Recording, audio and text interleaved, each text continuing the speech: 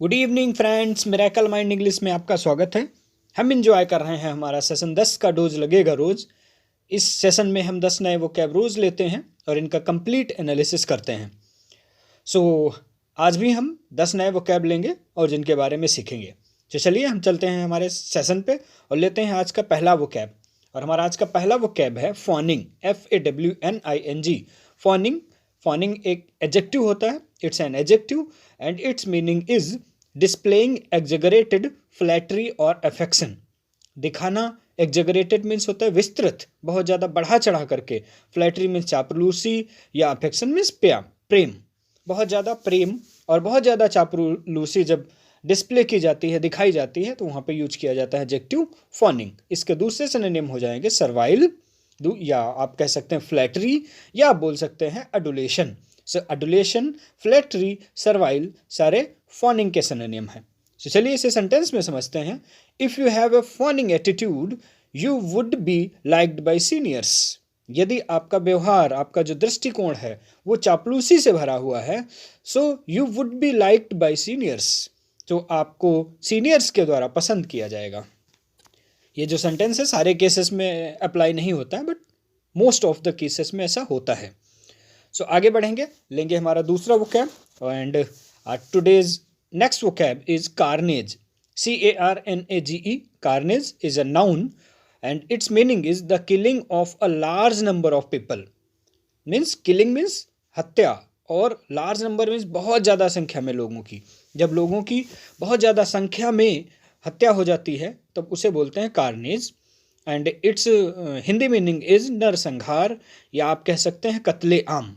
नरसंहार या कत्ले आम, जब बहुत सारे लोगों को एक साथ में मार दिया जाता है, उस जो प्रोसेस है, वो जो एक्टिविटी है, वो जो एक्ट है, उसको बोलते हैं carnage.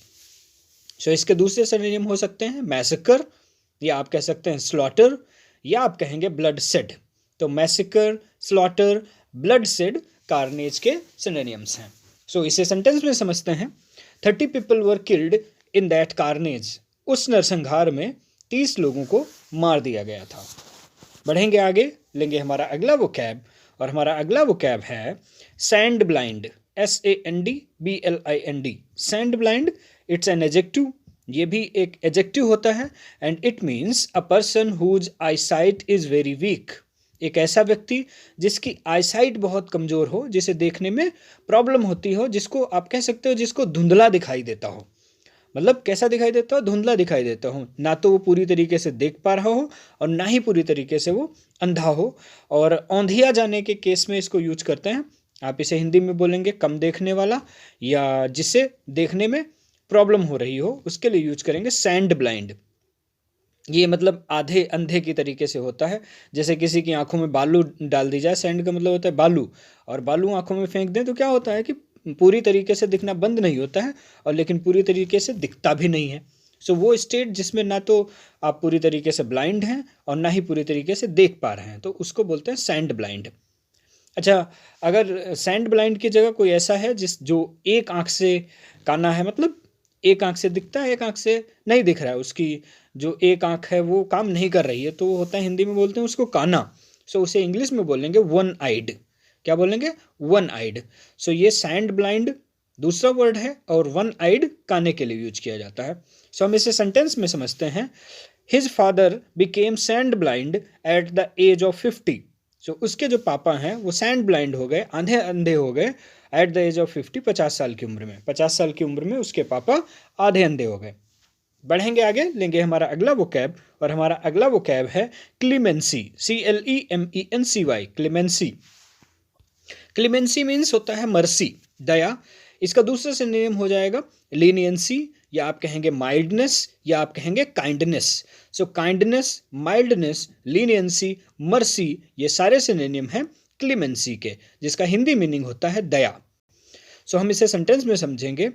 He appealed before the president for clemency. He appealed, उसने अपील किया, बिफोर द प्रेसिडेंट, प्रेसिडेंट के सामने, फॉर क्लीमेंसी, दया के लिए। दया की याचिका उसने, दया की जो याचिका है उसको उसने प्रेसिडेंट के सामने दिया, मीन्स प्रस्तुत किया। सो बढ़ते हैं आगे, लेते हैं अगला vocab, and our next vocab is requite, REQUITE, requite. Requite एक वर्ब है and it means make appropriate return for anything.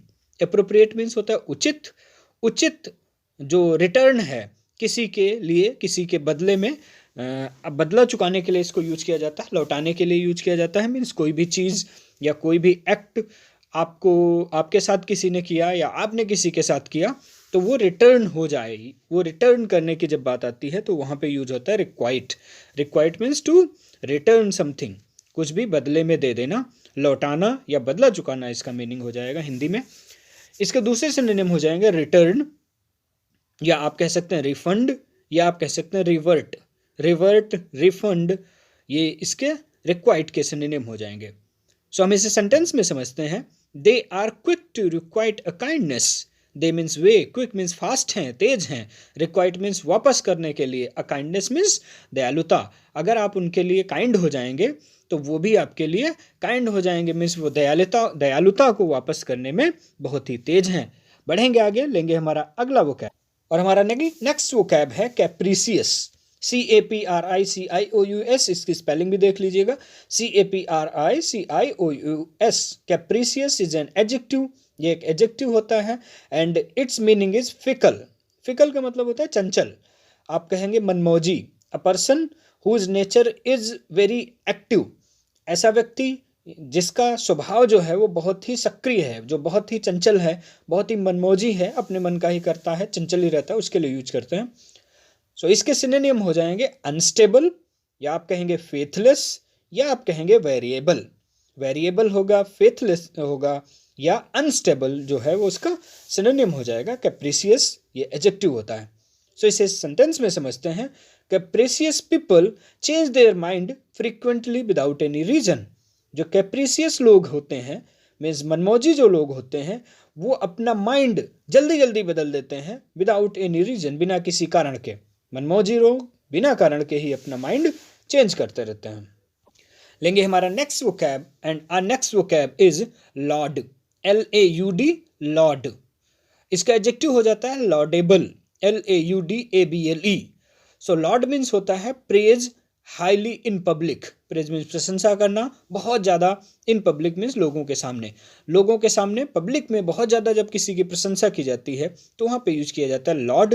और इसका जो एडजेक्टिव बनता है वो होता है लॉर्डेबल, LAUDABLE। लॉर्डेबल मीन्स होता है प्रशंसनीय। जब कोई काम बहुत अच्छा होता है और पब्लिक के सामने उसकी तारीफ होती है तो वहाँ पे यूज किया जाता है लॉर्ड। सो इसके दूसरे सिनोनिम हो जाएंगे, इसकी हिंदी पहले हो जाएगी प्रशंसा करना या प्रशंसा, और जो इसके दूसरे सिनोनिम होंगे वो होंगे मैग्नीफाई, एक्सटोल या हेल। HAIL हेल भी होता है, मैग्नीफाई भी होता है, एंड एक्सटोल भी इसका सिनोनिम होता है। सो इसे सेंटेंस में समझते हैं। A soldier is always lauded in our country. जो हम सोल्जर है वो हमारे देश में हमेशा ही प्रशंसा की जाती है, उसकी तारीफ की जाती है। सो लॉर्ड मीन्स तारीफ करना, लॉर्डेड का मतलब हो गया तारीफ की जाती है, इन अवर कंट्री हमारे देश में, सोल्जर की हमारे देश में हमेशा ही प्रशंसा की जाती है। बढ़ेंगे नेक्स्ट वोकैब की तरफ, और हमारा जो नेक्स्ट वोकैब है that is chest, CHASTE। Chest is an adjective, या एक एडजेक्टिव होता है, and its meaning is pure, शुद्ध। स्पेशली इसका यूज विमेन के लिए होता है। जब कोई भी विमेन बहुत ही प्योर होती है और होली होती है, पायस होती है, तो उसे यूज किया जाता है चेस्ट। सो हिंदी में कहते हैं पवित्र, शुद्ध, या आप कह सकते हैं सती। मीन्स ऐसी महिला जो सिर्फ और सिर्फ अपने पति के लिए ईमानदार हो और कंप्लीटली वो चेस्ट हो, प्योर हो, होली हो, उसके लिए यूज किया जाता है चेस्ट। सो इसके सिनोनिम हो जाएंगे पायस, पवित्र, या वर्चुअस, मीन्स जिसमें बहुत अच्छे गुण हो, गुणी, गुणवान के लिए यूज करेंगे। सो हम इसे सेंटेंस में समझते हैं। She is known for her chaste character. वह जानी जाती है अपने शुद्ध और पवित्र कैरेक्टर के लिए। आगे बढ़ेंगे, और हमारा अगला वोकैब है considerate, CONSIDERATE। Considerate is an adjective, ये भी एक एडजेक्टिव है, and it's mean is careful not to cause inconvenience to other. Means इतना सावधान कि जो ध्यान रखता हो कि किसी और को प्रॉब्लम ना हो।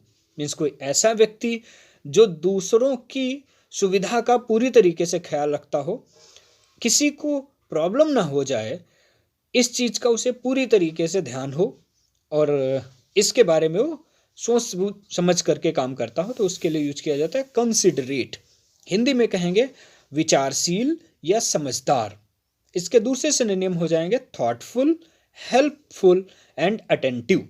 अटेंटिव हो जाएगा, थॉटफुल हो जाएगा और हेल्पफुल हो जाएगा, ये सिनोनिम हो जाएंगे इसके। सो इसे सेंटेंस में समझते हैं। Her considerate nature has made her a wise and loving girl. उसके विचारशील समझदार नेचर की वजह से वह बहुत ही वॉइस, बुद्धिमान और लविंग गर्ल हो गई है। वह अपने नेचर की वजह से, कंसिडरेट सावधान नेचर की वजह से वह लोगों के बीच में वॉइस और लविंग गर्ल बन गई है। आगे बढ़ेंगे, लेंगे हमारा अगला वोकैब, और हमारा अगला वोकैब है cogent, COGENT। Cogent is also an adjective, ये भी एक एडजेक्टिव होता है, and its meaning is reasonable. या आप इसे कह सकते हैं स्ट्रॉन्ग, या आप कह सकते हैं कन्विंसिंग, या आप कह सकते हैं valid. Reasonable, convincing, strong and valid, ये सारे कॉजेंट के सिनोनिम्स होते हैं। हिंदी में बोलते हैं ठोस या यकीनी, मीन्स ऐसी कोई चीज़, ऐसी कोई बात जिस पर कोई विश्वास करे, मीन्स ऐसा कोई प्रूफ या ऐसी कोई बात जो ठोस हो, मीन्स जिस पे यकीन किया जा सके, उसके लिए बोलते हैं रीजनेबल। जो रीज़न, जिसके लिए कोई रीज़न दिया जा सकता है, जो तार्किक हो, उसके लिए यूज करते हैं। जो वैलिड हो, उसके लिए यूज करते हैं कॉजेंट। ये एक एडजेक्टिव होता है। सो इसे सेंटेंस में समझते हैं। He could not give any cogent reason for his failure. He could not give any cogent reason for his failure, means वह अपनी फेलियर के लिए कोई भी प्रॉपर, मीन्स ठोस जो है वो रीज़न नहीं दे सका। मीन्स वह यह नहीं बता सका प्रॉपर तरीके से कि वह क्यों फेल हो गया है। सो आई होप आपने सेशन को एंजॉय किया होगा। Thanks for watching this video. Thanks for watching this video. Keep learning, keep enjoying, और बने रहें मिरेकल माइंड इंग्लिश में।